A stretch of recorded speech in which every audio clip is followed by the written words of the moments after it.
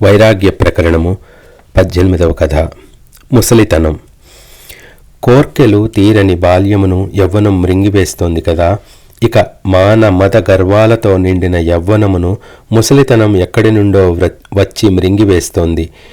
ఇట్లా చూస్తూ ఉండగానే పుష్టిగల ఈ అవయవములు శిథిలమైపోతున్నాయి. కుంచుకుపోయిన దవడలు, వంగిన నడుము, ముడతలు పడ్డ నుదురు, వణుకుచున్న కాళ్ళు చేతులు, ఇవన్నీ స్త్రీలు తదితరులు అత్యంత తిరస్కార దృష్టితో చూస్తున్నారు. మనస్సంతా దైన్యంతో నిండి ఉంటోంది. సూక్ష్మబుద్ధి పాపం గడుసరి సవతులచే హింసించబడే సాధ్వి వలె ఏ మూలకో వెళ్ళి దాక్కుంటోంది. ఇంతకాలం ఎంతో భయభక్తులతో ప్రవర్తించిన పుత్రులు, భార్య, బంధువులు, స్నేహితులు, సేవకులు ఇప్పుడు అతనిని ఒక పిచ్చివాని వలె చూస్తున్నారు. ఇదే మనకు మంచి సమయం అనుకొని లోభం వచ్చి మనస్సును ఆక్రమిస్తోంది. ఇక ఈ జీవుడు బుద్ధిహీనుడై, గుణహీనుడై, శక్తిహీనుడై అనుక్షణం ఏవేవో వ్యధలతో మ్రగ్గుతూ ఉంటాడు. ఒక ప్రక్క శరీరం క్రమంగా శిథిలం అవుతూ ఉంటుంది. మరొక ప్రక్క ఏదో అనుభవించాలనే తపన, దాహము, కామము వర్ధిల్లుతూ ఉంటాయి. ఇవేవో సంతాపములు,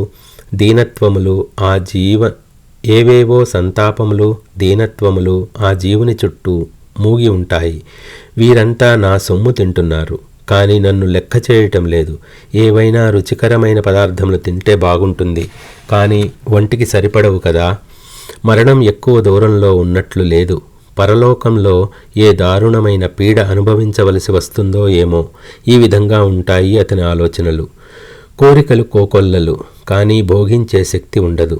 హృదయం నిస్సహాయంగా దహించుకొని పోతూ ఉంటుంది.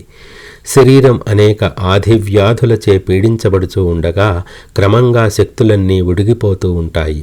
ఇట్లు జీవుడు అనేక వేదనలు అనుభవిస్తూ ఉంటాడు.